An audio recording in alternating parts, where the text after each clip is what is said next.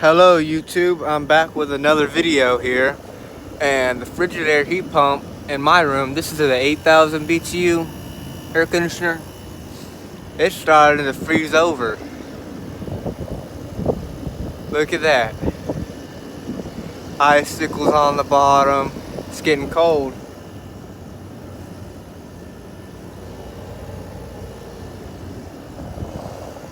Can't wait for it to get colder because right now it's only 39.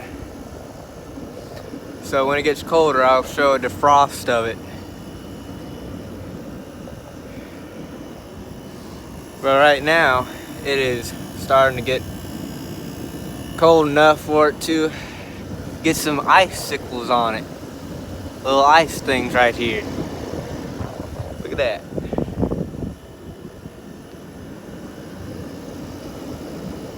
Well, I guess I'm gonna end the video right here because it is cold.